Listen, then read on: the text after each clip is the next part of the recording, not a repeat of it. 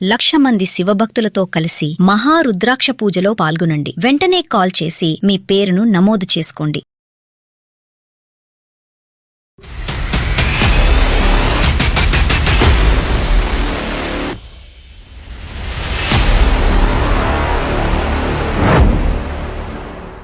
అందమైన జీవితం కార్యక్రమానికి స్వాగతం. నమస్తే కళ్యాణ్ గారు. నమస్తే జయ గారు. ఇది వైఫ్ అండ్ హస్బెండ్ మధ్య ఇష్యూ. సాధారణంగా ఏవో చిన్న చిన్న గొడవలు అవుతాయి, లేకపోతే కలుసుందామనో విడిపోవాలని అనుకుంటారు కదా. తనకి ఎటూ అర్థం కావట్లేదు. అసలు ఈ సమస్య ఏంటి, ఇలా కూడా మనుషులు ఉంటారా, ఇట్లాంటి వ్యక్తితోనా నేను జీవితం ముందుకు తీసుకెళ్లాలా ఆగిపోవాలా, అలాంటి ఒక డౌట్తో మనకి మెయిల్ చేసిందండి. సో ఇమీడియట్గా తీసుకుందాం, ఫ్యామిలీ ఇష్యూ అనేసి అనిపించింది. తప్పకుండా. సో నెంబర్ ఇచ్చిందండి, నేను కాల్ చేయండి మేడం.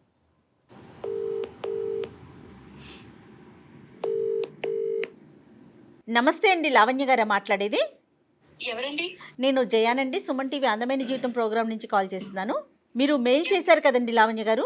ఓకే, నాతో పాటు డాక్టర్ కళ్యాణ్ చక్రవర్తి గారు కూడా ఉన్నారండి. ఒక్కసారి మీ సమస్య ఏంటో చెప్తారా?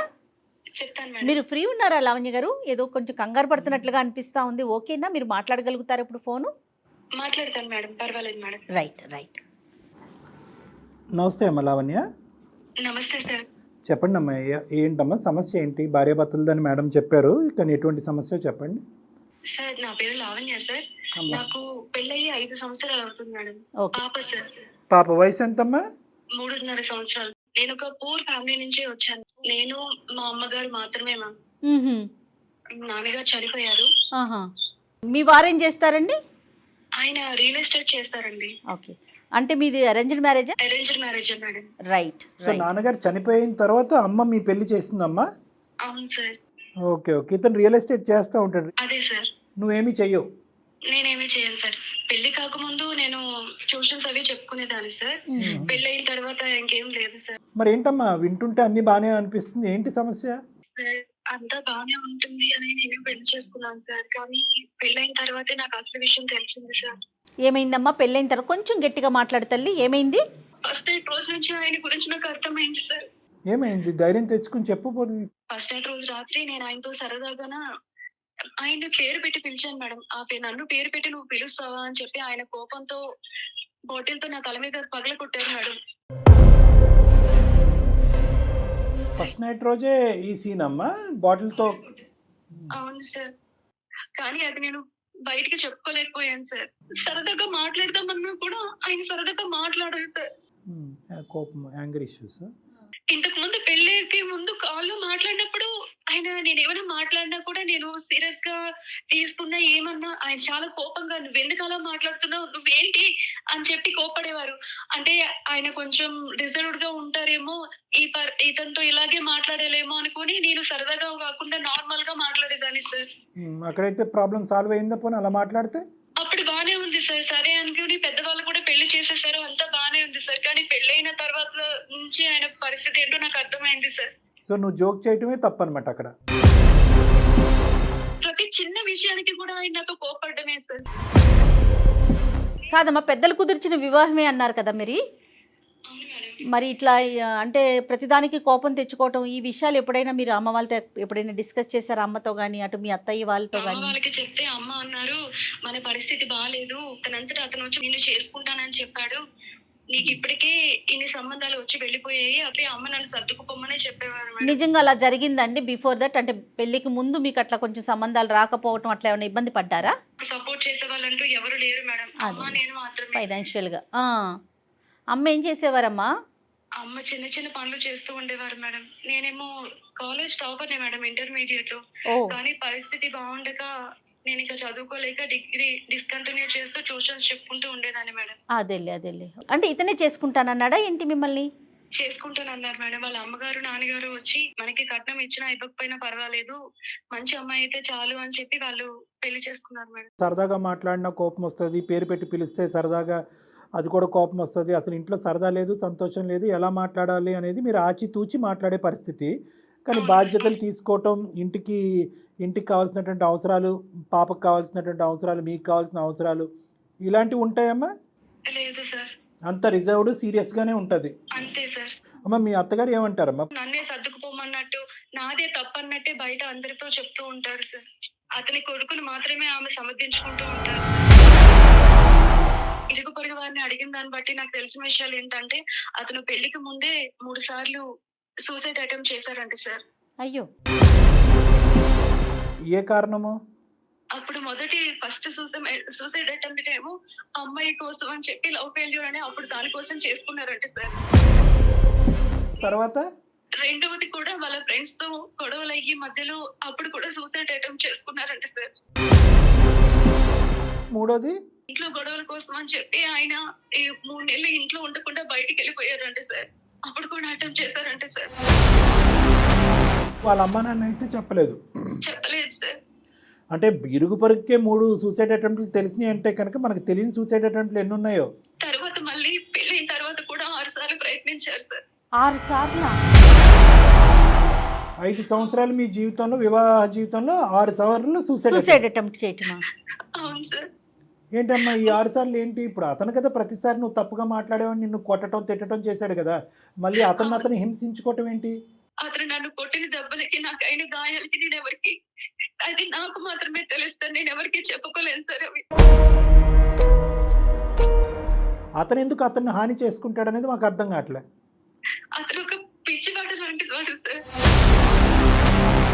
అందరి దగ్గర నేను ఒక రాక్షసిని, నేను అతన్ని సాధించేదానిలాగా నన్ను క్రియేట్ చేస్తున్నాడు సార్.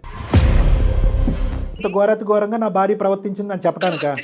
అంతే సార్. ఎందుకు నిన్ను బ్యాడ్ చేస్తే అతనికి ఏమొస్తుందమ్మా? ఇంత ఆస్తుంది, ఇంత బాగుంది నీ జీవితం, అయినా ఎందుకు అతన్ని సాధిస్తున్నావు అని చెప్పి అందరి చేత నన్ను ఒక మాట అనిపించడానికి అని చెప్పి. ఈ అటెంప్ట్లు అన్నింటిలో కూడా ఆల్మోస్ట్ ఇక్కడ ఒక 6 అక్కడ ఒక 3 మనకు తెలుసుండగా 9 లేదంటే 19 మనకు తెలీదు.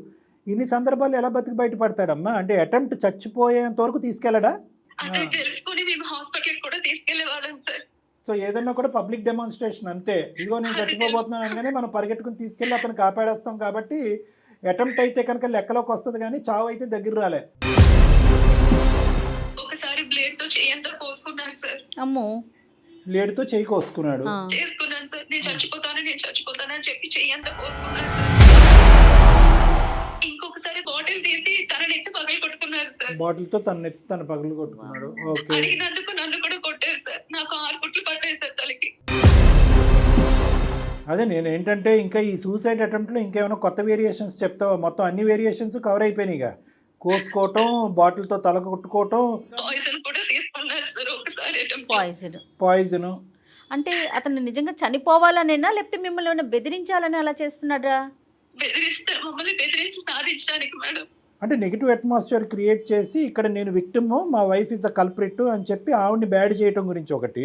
ఓకే. ఆవిడ్ని బ్యాడ్ చేయటం ద్వారా నలుగురు నోట్లలో ఈ అమ్మాయి పేరు నాంతది కదా మేడం. అమ్మాయి ఇలాగంటే అతను మంచోడు అంట కదా అని చెప్పి ప్రాణం పోతుందిగా మరి. అంతవరకు తెచ్చుకోరు మేడం వీళ్ళు. ఏంటంటే క్రానిక్ సూసైడ్ అటెంప్ట్స్ అంటే మనం ఆత్మహత్య చేసుకునేటటువంటి వాళ్ళందరిని కూడా ఎవరైతే కనుక అటువంటి ప్రయత్నం చేశారో వాళ్ళందరూ కూడా నాటకీయంగా చేస్తారు, అటెన్షన్ డ్రా చేయడం గురించి చేస్తారు, నలుగురు కళ్ళల్లోకి కనిపించేటటువంటి విధంగా చేస్తారని చెప్పి అవమానకరంగా మాట్లాడే ఉద్దేశం మంది కాదమ్మా. ఆత్మహత్య ధోరణి కానీ ఆత్మహత్య చేసుకునేటటువంటి ప్రయత్నం కానీ రెండు కూడా చట్టరీత్యా నేరము.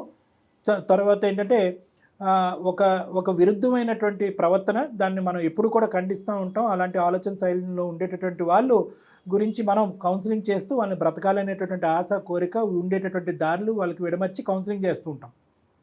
కానీ ఇక్కడ మీ హస్బెండ్ ఏంటంటే ఇతనిలో ప్రత్యేకం ఏంటంటే to create an atmosphere and pain.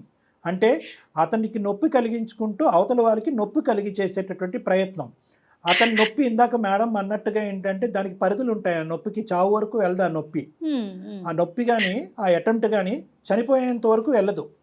ఎందుకు అంటే కనుక అవతల వ్యక్తిని ఆ బాధను చూస్తూ వాళ్ళు బాధపడాలి, అవతల వ్యక్తిని అందరూ చీతు అనాలి, అందరూ వాళ్ళని నిలదీసి నిందించాలి, దాంట్లో నువ్వు కుంగిపోవాలి. మరి అతనికి అయ్యేటటువంటి గాయం వల్ల అతనికి నొప్పి వస్తుంది అంటే కనుక ఇక్కడ వాళ్ళ ప్రాజెక్ట్ ఏంటంటే కనుక వాళ్ళ ఆబ్జెక్టివ్ ఏంటంటే కనుక అవతల వ్యక్తికి కలిగేటటువంటి అవమానం నొప్పి ముందు వాళ్ళకి శారీరకంగా కలిగేటటువంటి నొప్పి చాలా చిన్నదనమాట. సో వాళ్ళు అవతల వ్యక్తి యొక్క పెయిన్ గురించి ఎక్కువ ఆలోచిస్తారు. వాళ్ళకి కలిగేటటువంటి ఆ పెయిన్ వాళ్ళకి అలవాటు అయిపోతుంది. సో అదే సాడిస్టిక్ మెంటాలిటీ అని సైకోటిక్ మెంటాలిటీ అని అంటూ ఉంటాం మేడం. బట్ ఇవన్నీ సూసైడ్ అటెంప్ట్స్ అమ్మా, అంటే ఫాల్స్ సూసైడ్ అటెంప్ట్స్. ఇంకొక మాట కూడా చెప్తాను, ఎల్లకాలం ఈ సూసైడ్ అటెంప్ట్స్ ఇలాగే ఫాల్స్గా ఉంటాయి అంటే కనుక మేడం ఈ అటెంప్ట్లు కొన్ని సందర్భాలు అనుకోనటువంటి పరిస్థితుల్లో ఇంతే కట్ చేసుకుంటున్నానని ఎలా అనుకుంటాడు? కొన్ని అవును. సందర్భాల్లో డీప్గా కట్ చేసుకుని ఆర్టరీ కానీ వేణి కానీ తెగి బ్లీడింగ్ అయి చచ్చిపోవచ్చు. హెల్పింగ్ ఎవరు లేరు అనుకోండి, అంతే. ప్రాణం పోవటమే కదా. 4 విషం తాగుతారు. ఎంత తాగుతారు అంటే కనుక అవతల వ్యక్తిని భయపెట్టేంత వరకు తాగుతారు. తర్వాత అది కక్కుతారో వాంతి చేస్తారో, లేదంటే వీళ్ళే హాస్పిటల్ తీసుకెళ్తారో. ఎక్కడ కూడా ఒంటరిగా ఒక రూమ్లో అటెంప్ట్ అయితే మాత్రం జరగదు. ప్రత్యక్షంగా నలుగురు చూసేటటువంటి పరిస్థితిలోనే జరుగుతుంది.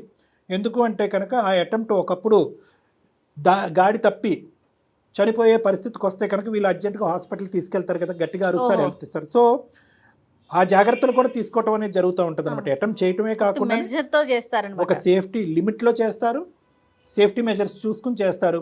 అతనికి ఉన్నటువంటి అంబులెన్స్ కానీ 108 నెంబర్ కానీ వాళ్ళ ఆవిడే ఇక్కడ. Correct sir. అయ్యో ఏమండి ఆగండి, మీరు ఇలా చేసుకోకండి, కట్టేయటం. పరిస్థితి ఇలా ఉందని చెప్పి నేను ఒక డాక్టర్ దగ్గరికి తీసుకెళ్ళాను సార్. ఇతను ఎందుకు ఇలా ప్రవర్తిస్తున్నారు ఒకసారి తెలుసుకుందామని డాక్టర్ గారికి చూపిద్దామని తీసుకెళ్తే కొట్టారు సార్ ఆయన్ని. నేనేం పిచ్చివాడిని కాదు, నేను చాలా బాగున్నాను, మీరు ఎందుకు నన్ను ఇలా చేస్తున్నారని చెప్పి ఆయన మీద కూడా ఆయన చేసుకున్నారు సార్. బాగుంది. మా ఇద్దరి ఈ గొడవల వల్ల పాప భయపడిపోతుంది సార్. న్యాచురల్లీ అమ్మా, న్యాచురల్లీ. మెయిన్ అదే. నీ ఓపిక మేము మెచ్చుకోవాలా, లేదంటే ఆ చంటిబిడ్డకి భయంకరమైన వాతావరణం చూపెడుతూ ఆ అమ్మాయి కూడా ఇదే పరిస్థితిలో రేపొద్దున అదే నడవడిక అంటే, అమ్మ నాకు ఇది ఇవ్వమ్మా అంటే నేను ఇవ్వను, అయితే నేను కోసుకుంటాను.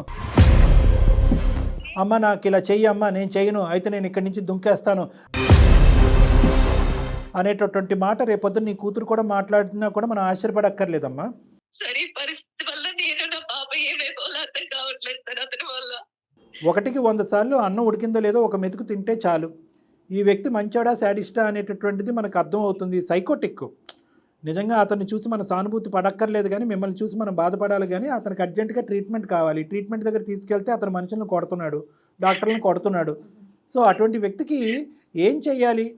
ఒక 6వ తరగతో 5వ తరగతి పిల్లోడిని అడిగినా కూడా అదే చెప్తాడు. మనిషిని మార్చాలని మీరు ఎందుకు అనుకుంటున్నారు బయటకు వాకౌట్ అవ్వకుండా? ఇక్కడ కేవలం మీరు పక్కన ఉండటం వల్ల మీ ప్రాణాలకి హాని అనేటటువంటి అంశం ఒకటే కాకుండాని మిమ్మల్ని నియంత్రించాలనో మిమ్మల్ని కట్టుదిట్టం చేయాలనేటటువంటి ఉద్దేశంతో అతను చేసేటటువంటి ఒక పనికిరాని అటెంప్ట్ నిజమైనటువంటి అటెంప్ట్ అవుతే కనుక అతని ప్రాణాలు కూడా పోతాయి. డిసార్డర్ మేడం, సైకోపాత్స్ అంటారు, ఇందులో అనుమానం లేదు. మనిషిని మాట్లాడక్కర్లేకుండా చూడక్కర్లేకుండా గుండెల మీద చేసుకుని డయాగ్నోసిస్ చెప్తాను, ఆ కెపాసిటీ నాకు ఉంది. కానీ నేను మిమ్మల్ని అడుగుతున్నానమ్మా, మీరు ఏం కోరుకుంటున్నారు? ఎందుకు మా వరకే ఎందుకు వచ్చారు? ఏం కావాలి మీకు? సార్ నేను ఒక నచ్చదు. తండ్రి లేని పిల్లని సార్. తండ్రి లేకుండా ఆ జీవితం ఎలా ఉంటుందో నాకు తెలుసు సార్. అలాంటి జీవితం నా కూతురు పోతుంది సార్. అదా కాన్సెప్ట్. అయితే నేను చాలా చక్కగా చెప్తాను, విను అమ్మా. ఈరోజు మీ తండ్రి లేకపోవటం అనేది ఒక దురదృష్టకరమైనటువంటి పరిస్థితి. ఒక దేవునిలాగా చూసేటటువంటి ఒక తండ్రి భగవంతుడు మీ దగ్గర నుంచి పట్టుకెళ్ళిపోవటం అనేటటువంటిది ఒక చాలా బాధాకరమైనటువంటి పరిస్థితి. మీ మధ్యరాత్రుల్లో మిమ్మల్ని నిద్ర లేపి అడిగినా కూడా మీ తండ్రి ఎలాంటి వాడు అంటే కనుక నువ్వు గొప్పగా వర్ణిస్తావు. మధ్యరాత్రుల్లో నీ కూతురుని లేపి మీ నాన్న ఎలాంటి వాడు అని నువ్వు అడుగు. ఆ తండ్రికి ఈ తండ్రికి పోల్చొద్దమ్మా. అర్థమైందా? ఆ తండ్రి నీకు లేకపోవటం అనేటటువంటిది నీ దురదృష్టం. ఈ తండ్రి ఈ అమ్మాయి నీ బిడ్డకి చూపెట్టకపోవటం అనేది రానున్న రోజుల్లో నువ్వు చేసుకోబోయే అదృష్టం. ఎందుకంటే పచ్చిగా నేనేం చెప్పను.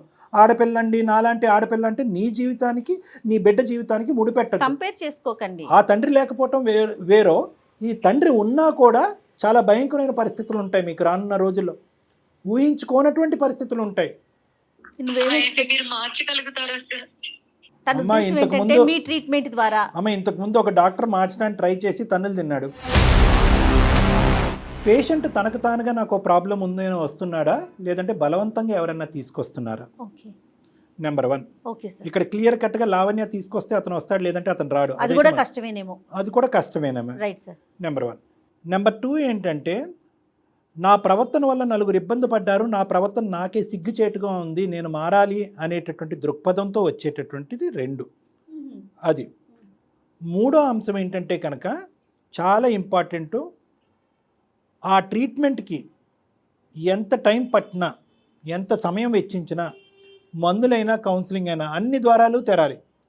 ఇటువంటి ప్రత్యేకమైనటువంటి క్రైటీరియాని అంగీకరించేటటువంటి వ్యక్తి వచ్చి నిలబడితేనే మార్పు. ఏదో తూతూ మంత్రంగా ఇప్పుడు లావణ్య ఖచ్చితంగా అంటది, ఏమండి నేను డాక్టర్ గారితోనే మాట్లాడాను, జయ మేడంతో మాట్లాడాను. అందమైన జీవితంలో ప్రోగ్రాంలో నేను ఒక ఈమెయిల్ పెట్టిన తర్వాత వాళ్ళు మిమ్మల్ని ఒక శాడిస్ట్ కింద సర్టిఫై చేసేసారు కాబట్టి మీతో పాటు ఉంటే కనుక నా ప్రాణాలకి, నా బిడ్డ ప్రాణాలకి హాని ఉంది కాబట్టి గుడ్ బై అని అంటే కనుక ఖచ్చితంగా ఈ వ్యక్తి కౌన్సిలింగ్కి వస్తాడు. ఓన్లీ కౌన్సిలింగ్ ఒకటే కాదమ్మా, ఇలాంటి వాళ్ళకి ట్రాన్స్ఫర్మేషన్ రీహాబిలిటేషన్ యూనిట్స్ అని ఉంటాయి, బిహేవియరల్ మోడిఫికేషన్ థెరపీస్ ఇస్తూ ఉంటారు. ఆ బిహేవియరల్ మోడిఫికేషన్ థెరపీ ఏంటంటే అందులో అతన్ని కూర్చోపెట్టి అవతల వ్యక్తికి ఇచ్చేటటువంటి బాధని, నొప్పిని అతనికి అర్థమయ్యేటటువంటి విధంగా ఎక్స్ప్లెయిన్ చేస్తారు. ఒరే బాబు కూర్చో, నువ్వు ఇలా చేసావు, దీనివల్ల ఇలా ఉంది అని రిపీటెడ్గా ఒక వాతావరణంలో కూర్చోపెట్టి ఎక్స్ప్లెయిన్ చేసేటటువంటి ప్రక్రియ. అది కూడా అతను వచ్చి మాట్లాడి అంగీకరిస్తే మేడం. ఇదమ్మా లావణ్య, విన్నావా మరి? అతనితో ఒకసారి మాట్లాడండి మేడం. 99% అతను మారిపోయాడు అని అనుకుందాం. కానీ ఆ 1%లో అతను ఏమన్నా చేసుకున్నా నువ్వు చిక్కుముడిలో పడతావమ్మా. ఎందుకంటే సమాజానికి అందరూ కూడా ఊరు వాడ అందరూ వచ్చి ఏమండి అతను దేవుడండి, మంచోడండి, ఎప్పుడు బాధపడేవాడండి, పెళ్ళం బాధపడలేక ఎన్నో అటెంప్ట్లు చేశాడని చూడండి, మా కళ్ళెదురుకుంటానే ప్రాణాలు పోయింది, ఈ అబ్బాయి యొక్క సూసైడ్ని ప్రేరేపించిన వ్యక్తి లావణ్య అని అంటే నువ్వు కటకటాలను లెక్క పెట్టాలి. అది ఒక రిస్క్. ఇది 1% కూడా.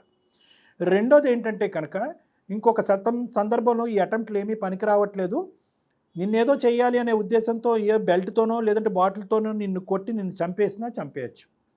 సో 90 అంటే సైకాలజీలో నేను చెప్పేది ఏంటంటేనమ్మా, నువ్వు జయ మేడం గారికి చెప్పేది ఏంటంటే nobody can give an 100% guarantee for a 100% transformation.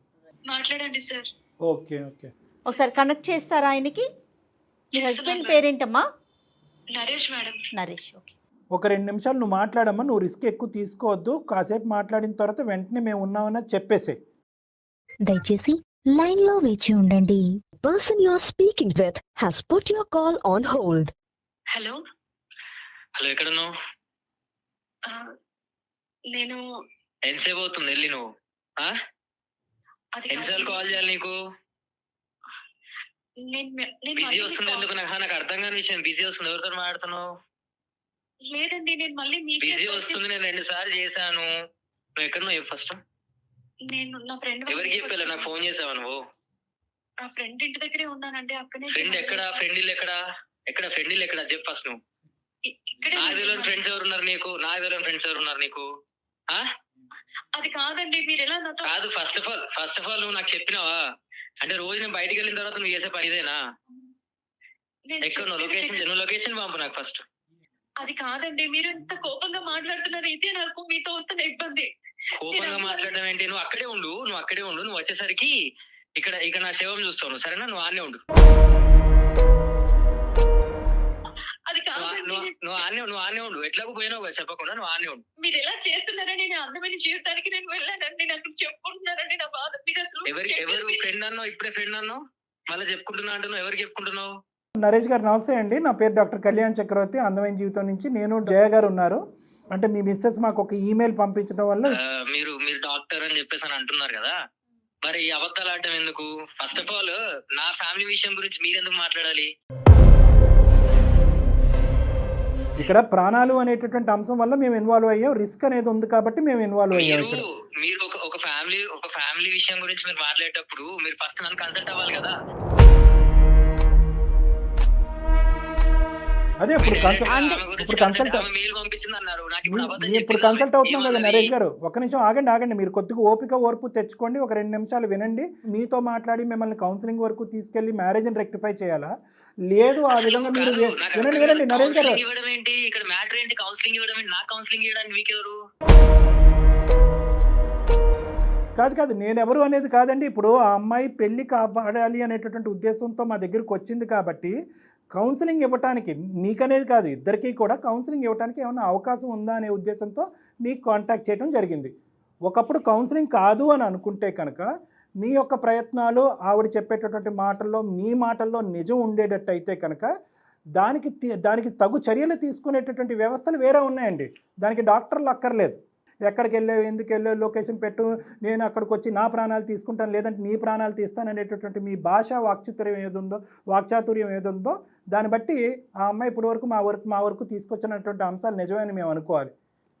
అందు గురించే మేము అంటే ఒక ఏమంటున్నాం మాట అంటే ద్వారా మీరు అందు డిసైడ్ అయిపోతారు. లేలే అందు గురించే ఒక కదండి, మనిషి ఒక మాట అందు ఒక గురించే నిమిషం అందు మాట్లాడినా గురించే డిసైడ్ ఒక్క నిమిషం అయిపోతారు. వినండి నరేష్ గారు, అందు గురించే నేను మీకు మర్యాద ఇచ్చి మాట్లాడుతున్నాను. మీరు కూడా ఒక 2 నిమిషాలు ఓపిక్గా మేము చెప్పేది వినండి. మీరు ఎందుకు ఇలా ప్రవర్తిస్తున్నారో, ఆ అమ్మాయి XYZ పరిస్థితుల్లో మీరు ప్రవర్తిస్తున్నారు అని అంటుంది. ఆ అమ్మాయి చెప్పేటటువంటి మాటలు కూడా మేమేం నమ్మట్లేదు. అందుకే ఒక క్లారిటీ తీసుకోవడానికి, ఒక క్లారిఫికేషన్ గురించి మీకు ఫోన్ చేసాం మేము. ఎలా మీరు నమ్ముతారు మాట్లాడండి. అంటున్నా. ఇప్పుడు 2 నిమిషాలు అన్నారు కదా, 2 ఆ. నిమిషాలు మాట్లాడండి. మాట్లాడినాక నేను చెప్తా ఏంటిదనేది. మేము మాట్లాడటంటే ఆవిడ 2 అంశాలు చెప్పిందండి. కట్టే కొట్టే తెచ్చే, చాలా సింపుల్. మా ఆయన ఎదుర్కొంటా నవ్వలేము, మాకు కావాల్సినటువంటి విధంగా అసలే ఉండలేము, ఇంట్లో ఒక మాట ఉండదు, ఒక మంచి ఉండదు. పెళ్ళైనటువంటి మొదటి రాత్రే బాటిల్ తీసి నన్ను ఎత్తి పగలగొట్టాడు. ఆ తర్వాత కాస్త పార్ట్ 2 ఆఫ్ ద సినిమా మొదలైంది. అతన్ని రకరకాల విధాలుగా హింసించుకుంటూ, బాధ పెట్టుకుంటూ, ఊరు వాడ ఇదిగో మా ఆవిడ ప్రేరేపించడం వల్ల నేను ఇంత హింసకు గురవుతున్నాను, ఇలా చచ్చిపోవడానికి ప్రయత్నం చేస్తున్నానని చెడ్డ పేరు తెచ్చేటటువంటి ప్రయత్నంలో ఉంది. ఈ పెళ్లిలో నాకు ఒక సంతోషం లేదు, సుఖం లేదు, మారితే కనుక ఉంటాను, మారకపోతే దారి చూపెట్టండి అని ఆవిడ అడిగారు. ఇదంతా కాదు. ఫస్ట్ మీరు ఇందాక నేను మాట్లాడుతున్నప్పుడు విన్నా, నేను కౌన్సిలింగ్ ఇవ్వాలి అంటున్నారు. మీరు ఎవరు నాకు కౌన్సిలింగ్ ఇవ్వడానికి? ఫస్ట్ ఆఫ్ ఆల్ ఇదంతా కాదులే కానీ, ఆమె పక్కనే ఉన్నదా? ఆ పక్కన ఉంటే ఆమెకు చెప్పేసేయండి. ఆమె వచ్చే లోపల ఈ కత్తి తీసుకొని నేను కట్ చేసేసుకుంటాను. మా చుట్టాలు కూడా చాలా మంది వచ్చేస్తారు. ఆమె వచ్చేసరికి అక్కడికి వచ్చేస్తారు. అబద్ధాలు చాలా చెప్తుంది ఆమె, మీకు నాకు అర్థమైంది. ఏంటంటే అబద్ధం ఓకేనా? చెప్తేనే ప్రాణం అది తీసేసుకుంటారా? వచ్చిన తర్వాత ఇంకా మాట్లాడుతుంది. ఇప్పుడు చెప్పండి, ఆమె ఇప్పుడు బయటకు అది అక్కడ ఉంది కదా, రాని అది వచ్చిన తర్వాత, అది వచ్చే లోపల ఇక్కడ చుట్టాలందరూ వచ్చేస్తారు, చుట్టుపక్కల వాళ్ళు అందరూ వచ్చి కూర్చుంటారు. అక్కడ చెప్తే కత్తితో కట్ ఎలాంటి చేసుకుంటా, వాడు ఇక్కడ అనేది మనకు పక్కకి అర్థం. పెట్టిన, ఇంతకు ముందే పెట్టినా తీసి కట్ చేసుకుంటా, నీకు అప్పుడు అర్థమవుతుంది. మీరు మిమ్మల్ని కట్ చేసుకుంటారా? నేను కట్ చేసుకుంటాను. ఇప్పుడు ఇంత దూరం అయిన తర్వాత ఇంకా నేను ఎందుకు ఇక అక్కడ? నాకేమైనా పిచ్చా? మీరు నాకు కౌన్సిలింగ్ చేయడం ఏంటి? నాకు అర్థం కాదు. మీకు పిచ్చి లేదా? మీరు ఎట్లా ట్రీట్ చేస్తారు నన్ను? కాదు, అసలు మీకు ఏ ప్రాబ్లం లేదా? నాకేం ప్రాబ్లం ఉంది అసలు? నాకు అర్థం కాదు. మరి- ఫస్ట్ ఆఫ్ ఆల్ అసలు ప్రాబ్లం ఏంటి? అంతా కాదులే కానీ, ఒక పని చేస్తా. ఇంతకుముందు చెప్పినా కదా, మీరు ఇట్లనే మాట్లాడుతూ ఉండరు, కాల్ కట్ అవుతుంది మధ్యలో, నా ఫోన్ కూడా వాళ్ళ కొడతా నేను. మీకు ఆయనతో ఇన్ఫర్మేషన్ ఉండదు, ఆమె ఆనే ఉండవని. ఆమె వచ్చేసరికి చుట్టుపక్కల వాళ్ళు అందరూ వస్తారు, మీకు అప్పుడు అర్థమవుతుంది. 5 నిమిషాలలో మీకు రాకపోతే నేను చచ్చిపోతా. వచ్చిన తర్వాత కూర్చొని ఏడ్చుకోమని చెప్పండి. కాదు, 5 నిమిషాలు ఏంటండి, 10 నిమిషాలు కూడా ఎవరా? ఆవిడ ఎక్కడుందో తెలియకుండా ఆవిడ రాకముందే మీరు. అదంత అనవసరం. Hello hello, hello. ఏంటి కళ్యాణ్ గారు, ఏంటి ఇంత విచిత్రంగా ఉన్నాడేంటి ఇతను? ఓహ్ ఆయన మాటలు చూస్తున్నారు కదా సార్, ఇలాగే ఉంటుంది సార్. అమ్మ, ఇలాగే ఉంటుంది అన్నది, చెప్పేది కూడా వినడం లేదు సార్. అమ్మ ఇలాగే ఉంటుంది అన్నది నువ్వు మాకు కళ్ళకు కట్టినట్టు చెప్పావు. పరిస్థితులు ఎలా ఉండబోతున్నాయి అనేటటువంటిది మేము కూడా వివరించాము. అయినా కానీ అతనితో మాట్లాడి సోకాల్డ్ కౌన్సిలింగ్ చేసి ఆ వ్యక్తిని దేవుడి కింద మార్చేయండి అని అన్నావు. అవ్వదు అని నేను అప్పుడే చెప్పాను. కానీ ఒకసారి ట్రై చేయండి అని అన్నావు. అయితే కౌన్సిలింగ్ అనేటటువంటిది ఎవరికన్నా ఇవ్వాలి అంటే కనుక ఫస్ట్ నీకు ఇవ్వాలి. ఈ శాడిస్ట్ ముందు నువ్వేంటంటే పెళ్ళి, బంధం, కూతురు భవిష్యత్తు అని చెప్పి నువ్వు నరకయాతను అనుభవిస్తున్నావు. ఆ బిడ్డకు కూడా తన భవిష్యత్తుని అంధకారం చేసేస్తున్నావు. నీకు కావాలి కౌన్సిలింగ్. ఎందుకమ్మా అంత బలహీనత? లోకం ఏమనుకుంటారు, ఊరు వాళ్ళు ఏమనుకుంటారు? లోకం ఏమన్నా అనుకుని, నువ్వే శాడిస్ట్, నీ వల్లే అతను ఆత్మహత్య చేసుకుంటున్నాడని అనుకొని నీ ప్రాణాలు కాపాడుకో తల్లి. పిల్ల జీవితం, భవిష్యత్తు కాపాడుకో. నీకు కౌన్సిలింగ్ కావాలి. ఇది ఒక వ్యక్తిత్వపరమైనటువంటి శాడిజము, ఇది ఒక వ్యక్తిపరమైనటువంటి సైకోపాథిజము. సో ఇది ఒక వ్యక్తిత్వపరమైనటువంటి భయంకరమైనటువంటి ఒక లోపం. సో కాబట్టి ఇలాంటి వాళ్ళకి ట్రీట్మెంట్ ఇవ్వటం కానీ, వాళ్ళు నడుచుకుని వచ్చి ట్రీట్మెంట్ తీసుకోవటం కానీ చాలా రేరు, చాలా కష్టం కూడా. ఇందాక నేను చెప్పాను కదా, అతను మన ఇందాక నేను ఇంకోటి కూడా అన్నారు, ఈ అమ్మాయి వాకౌట్ అయిపోతుంది అనేటటువంటి ఆలోచన అతనికి చెప్తే కనుక బహుశా మన వరకు వస్తాడేమో అని చెప్పి అతను ఈరోజు ఆ అవకాశాన్ని కూడా ఇవ్వలేదు మాకు. ఫోన్ కట్ చేసాడు, వెళ్ళిపోయాడు. అది ఇవ్వాలని కూడా నేను అనుకోలేదమ్మా. ఎందుకంటే కనుక నువ్వేదో వెళ్ళిపోతావు అని చెప్పి అతనికి గన్ను పెట్టి అతని నా కౌన్సిలింగ్ తీసుకొచ్చి మార్చి మళ్ళీ మీ ఇంట్లో పెడితే కనుక, అదిగో నువ్వు అలా థ్రెట్ చేయటం వల్ల నేను కౌన్సిలింగ్కి వెళ్ళాను, ఇదివరకు 1% శాడిజమే, ఇప్పుడు నీకు 100% చూపెడతానని డబుల్ ట్రబుల్ చూపెడతాడు. నేను జయ మేడం నీ తరపున నిలబడతాం, నీకు కావాల్సినటువంటి హెల్ప్ చేస్తాం, అన్ని విధాలుగా నీకు సపోర్ట్ చేస్తాం, మేము ఉన్నాం అనేటటువంటి నమ్మకంతో ధైర్యంగా నువ్వు ముందడుగంటే కనుక మళ్ళీ ఆ ఇంట్లో కాదు, ఆ ఇంటి బయటికి. సో నువ్వు ఒక అడుగయ్యి, దానికి సపోర్ట్ మేము ఉంటాము. నలుగురు సపోర్ట్ నీకు అక్కర్లేదు. నువ్వు పడినటువంటి అవమానాలు, నువ్వు పడినటువంటి బాధలు చాలు. అవి సెట్ ఎగ్జాంపుల్స్. ఇంకా ఎగ్జాంపుల్స్ వర్ణించుకుంటూ మారుతాడేమో అనేటటువంటి ఆశ, కోరిక వదిలేసాయి. ఒక డాక్టర్ని కొట్టాడు, ఇంకో మమ్మల్ని కూడా ఈరోజు అవమానకరంగా మాట్లాడాడు. అటువంటి మనిషిని మార్చడం అనేటటువంటిది చాలా కష్టం.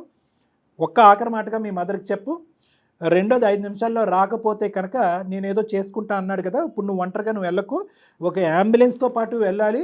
అతన్ని ఏదన్నా నెక్స్ట్ జరగవలసినటువంటి ఏదైనా కార్యక్రమం పంచాయతీ ఉంటే కనుక అది పోలీస్ స్టేషన్లోనే జరగాలి. అక్కడ ఆ పోలీస్ స్టేషన్లో నువ్వు ఎటువంటి కేసెస్ ఫైల్ చేయాలి అనేటటువంటి లీగల్ సపోర్ట్ మీకు ఇస్తాము.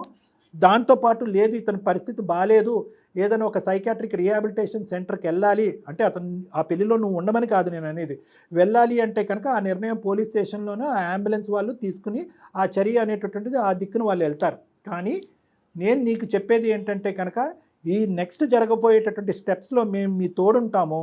కానీ అతను ఒక స్టెప్ ముందుకు వచ్చి నేను మారిపోతాను లావణ్య నమ్మబలికినా కూడా దయచేసి ఆ ఉచ్చులో మళ్ళీ ఇరుక్కోవద్దు. మీ వల్ల ఎంతో మంది మారారు సార్. ఇతను కూడా అదే విధంగా మారతాడన్న ఆ చిన్న ఆశతో వచ్చాను సార్. అమ్మ ఇక్కడ మార్పు అనేది 2 మార్పులు అమ్మ. ఒక మార్పు ఏంటంటే నీలో మార్పు, అతనిలో మార్పు అని నువ్వు అంటున్నాం. కానీ మేము చేసినటువంటిది ఏంటంటే అందమైన జీవితం ఏదో ఒక మార్పు తీసుకొస్తుంది. నేను కానీ జయ మేడం కానీ ఇందులో మేము తీసుకొచ్చినటువంటి మార్పు ఏంటంటే నీకు ఒక రియలైజేషన్. మనం ఈరోజు చేసుకున్న ఒక అదృష్టం ఏదన్నా ఉంది అంటే కనుక అతను తూతూ మంత్రంగా నేను మారిపోతాను సార్ మీ దగ్గరకు వస్తానంటే కనుక నువ్వు తుర్రుమని మళ్ళీ అక్కడికి వెళ్ళి ఉండేదానివి. మళ్ళీ ఈ కథ అంతా మళ్ళీ రీవైండ్ లాగా చక్రంలా తిరిగేది. మనం ఈరోజు చేసుకున్న పుణ్య కార్యక్రమం, నువ్వు చేసుకున్న పుణ్య కార్యక్రమం ఏంటంటే ఆ 10 నిమిషాల్లో అతను ఒరిజినాలిటీ అంతా కూడా బయటపడింది. కాబట్టి అతను అస్సలు అంటే కనుక ఒక మ్యారేజ్ కానీ, ఒక తండ్రి పాత్రలో కానీ, ఒక భర్త పాత్రలో కానీ ఈజ్ నాట్ ఎలిజిబుల్ పర్సన్, ఒక సూటబుల్ పర్సన్ కాదు అనేది మనకు తేలిపోయింది. సమాజం మొత్తం అంతా కూడా అతను కరెక్ట్ అన్నా కూడా నేను జయ మేడం వచ్చి అతను నాట్ కరెక్ట్ అని చెప్పి పోలీస్ స్టేషన్కి అయితే పోలీస్ స్టేషన్, కోర్టుకి అయితే కనుక కోర్టుకు వచ్చి చెప్తాము. కాబట్టి నువ్వు రియలైజ్ అవ్వు, ఆ మార్పులు నీలో వచ్చేటటువంటి విధంగా నువ్వు నీ బిడ్డ నీ జీవితాలు కాపాడుకోండి.